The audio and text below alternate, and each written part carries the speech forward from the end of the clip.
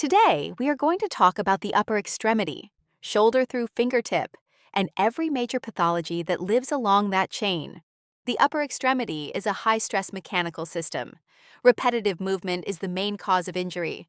Painters, assembly workers, keyboard users. Injury follows anatomy: rotator cuff at the shoulder, epicondyles at the elbow, carpal tunnel at the wrist, and tendon or fascial disorders in the hand.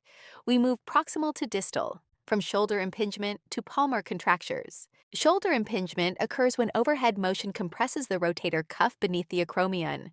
Repetitive overhead activity is the classic cause, though trauma can also trigger it.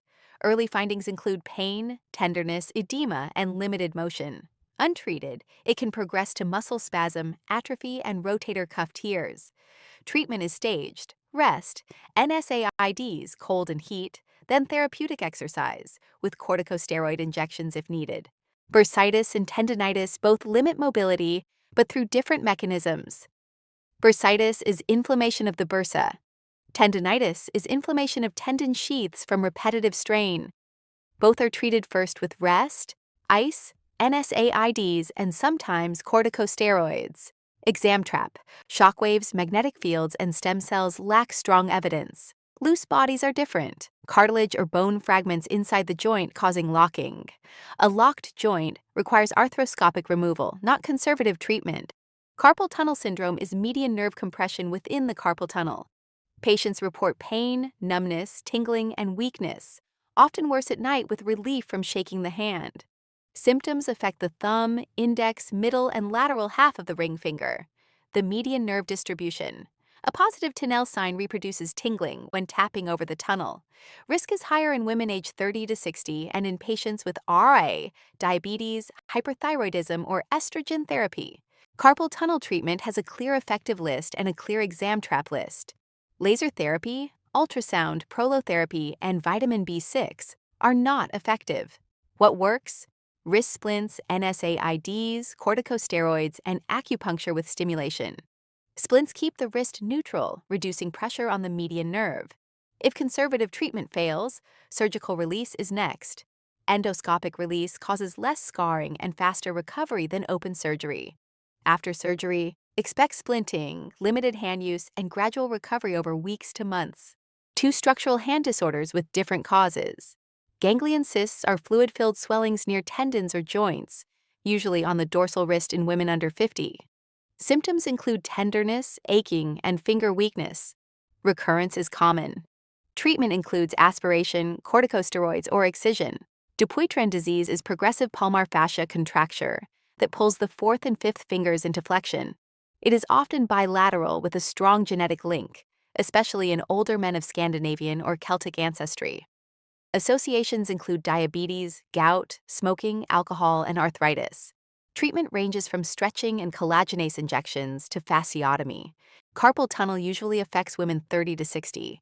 It is median nerve entrapment with a positive Tinel sign and classic night pain. Treatment is splinting or nerve release surgery.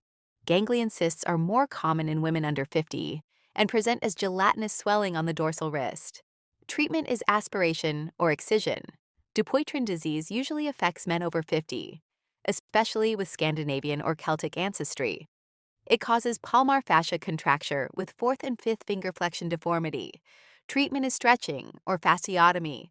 Age, sex, and affected fingers should point you to the diagnosis immediately. This funnel is the anchor for the whole deck. Whether the problem is a tendon, bursa, nerve, or fascia, the pattern is the same. Repetitive stress and genetics create localized injury. That injury leads to inflammation, entrapment, or contracture. Conservative treatment may control symptoms, but surgery is often the definitive treatment. From this point forward, the focus is surgical management and nursing care. Before hand or wrist surgery, establish a clear baseline. Assess pain, grip strength, sensation, range of motion, and current functional limits. Postoperatively, recovery is measured against that baseline. If you do not document baseline function, you cannot accurately identify improvement or decline after surgery. Document everything before surgery. The first 24 hours post-op are high risk. Perform hourly neurovascular checks and always compare the affected hand to the unaffected side. watch for the 5 Ps of neurovascular compromise, especially compartment syndrome and tourniquet-related deficits. Do not wait for all 5 signs before acting.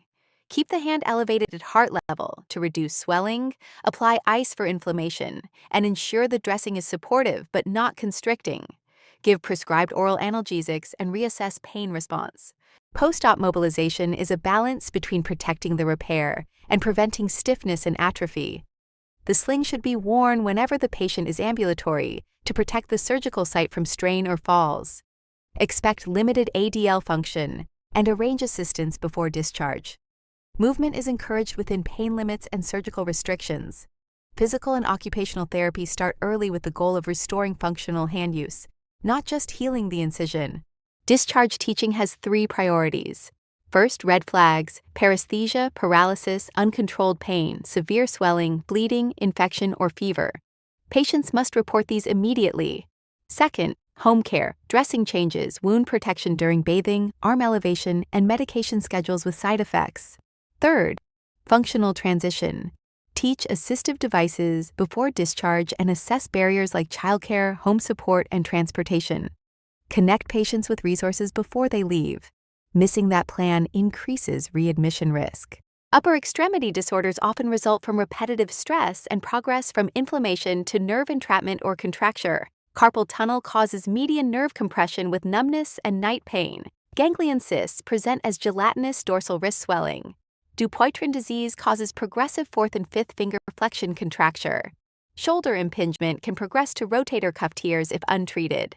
Post-op nursing priorities include hourly neurovascular checks, edema control with elevation and ice, pain management, and teaching patients to report red flags like paresthesia, paralysis, fever, or bleeding immediately.